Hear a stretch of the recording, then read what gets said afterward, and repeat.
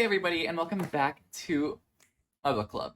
If you're new, welcome. If you're not new, however, welcome back to the channel of your favorite drunken bookworm, Twink Supreme. Today, however, we're gonna be sober, okay? We're not gonna be drinking. This is water this time, I promise.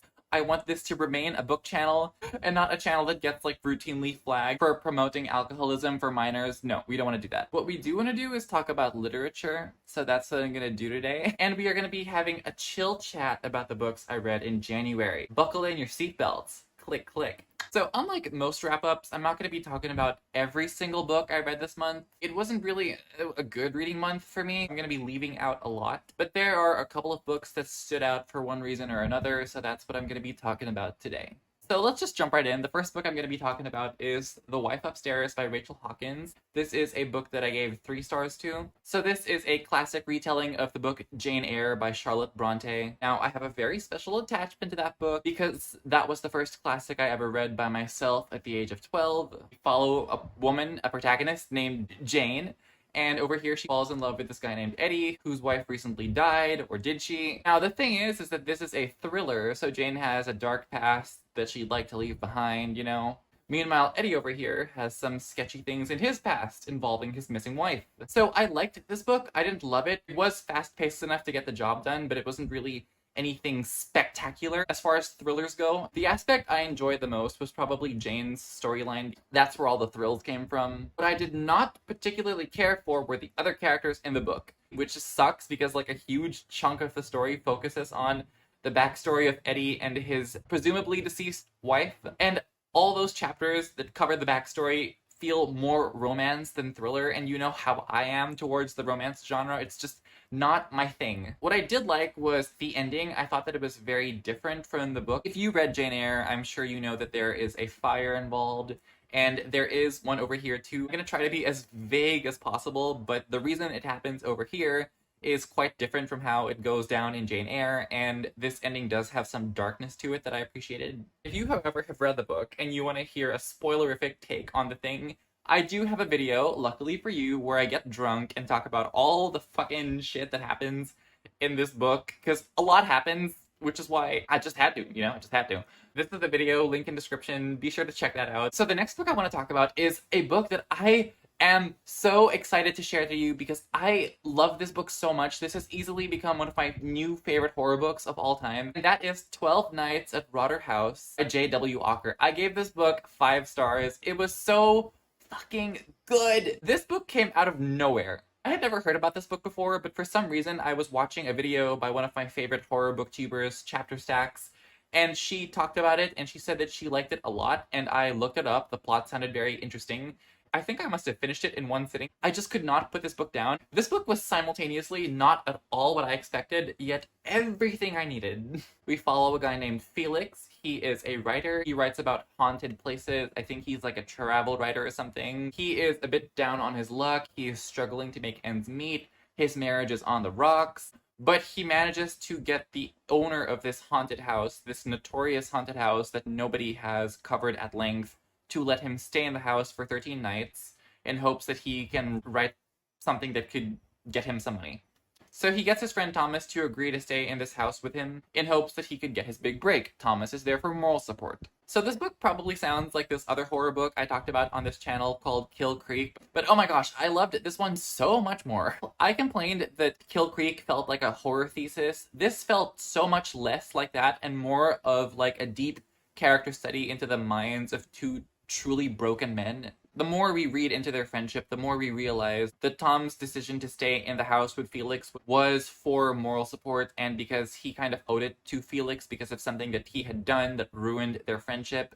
We don't exactly find out what this was, but as the chapters go on, we kind of infer that something happened and it was something bad, and staying in a haunted house was the least Tom could do to make amends. And also, what I loved their friendship so much. It was so well developed. They have like a competition on who can name the most horror movie titles with a specific word. Like, the keyword is house, and so they have to name all the horror movie titles that have the word house in them, like, house at the end of the street, house on haunted hill, last house on the left. The horror in this book is so deeply cerebral and effective in presenting male vulnerability, which is so subversive for this genre. We also get to hear the two like banter about horror tropes the whole time, and it's just so much fun. I just love being with them and hearing them speak the whole time and watching them reconcile with what could possibly be a genuinely haunted house was just like, well, oh my gosh, like watching them explore every single room, watching them describe every single bad thing that happened in every single room. The house was a character in itself, and it was just as well developed as these two characters. And the twist at the end gave me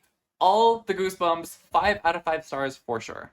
So the next book I want to talk about is The Wrong Family by Tarryn Fisher. Yes, Tarryn Fisher of The Wives wrote another book that came out at the beginning of the year.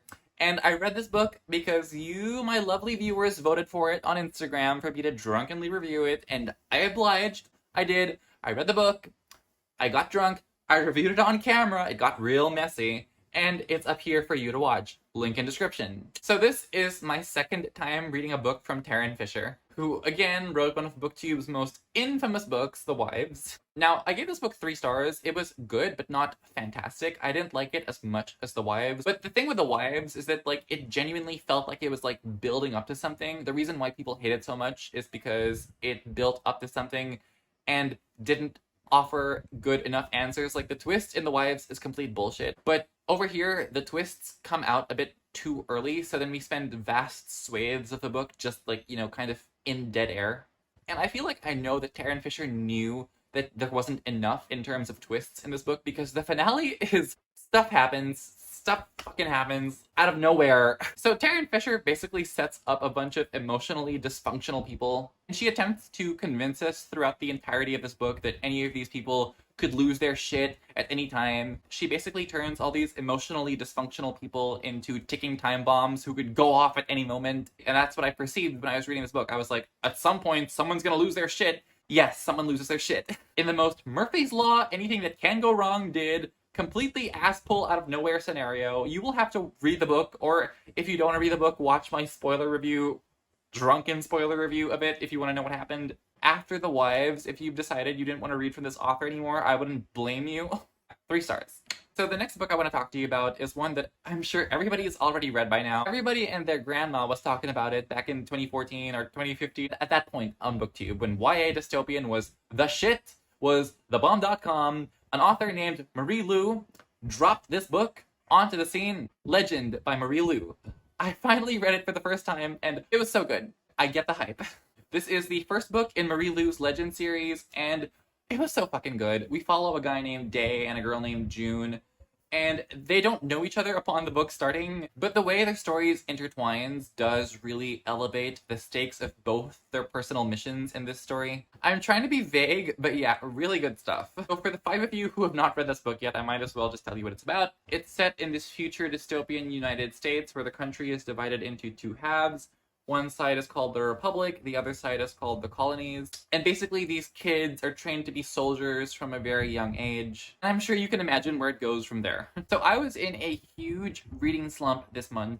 So I got this one on audiobook, and the audiobook was so good. I couldn't stop listening. It was so freaking fast-paced. The voice acting is great. The voice actors really nailed the tension, the tense scenes. Like, I normally listen to audiobooks on 2 times the speed, but like when reading a thrilling book and you want to read faster, I was like making the audiobook speak faster because like I wanted to like know what was gonna happen so like immediately. And really, I haven't read YA dystopian in a while, so I was really starting to miss this whole concept and being in these kinds of worlds, and this was just so nostalgic in a sense, because, you know, back then when all those books were like super popular, like The Fifth Wave and The Hunger Games and The Divergence, I was reading those, but I never got to this specific series, so finally having gotten to it now was it just made me feel so good. So I gave this book 5 stars, just like that. It made me feel happy, and things that put joy into your life deserve gratitude. So Marie Lu, 5 stars to you. Thank you for this book. Thank you for writing it, because it cheered me up for sure. The whole story escalates so fucking quickly. It was so fast-paced. I am super excited to get to the rest of the series. And one last thing, oh my gosh, I almost forgot. Normally, I do not like dual points of view. The way the dual POVs was in this book was just ingenious. It was so creative and so smart. Loved it. Chef's kiss. Yeah, those are the books that I read in January that I felt the need to talk about to you because you are amazing people. I wish you all a good reading month for February. I'm so sorry that this wrap up took longer to put out, but better late than never. And yeah, like and comment and subscribe. Share this video with your friends, and I will love you forever. Follow me on Bookstagram, and I hope to see you in future videos. But until then, take care. Bye.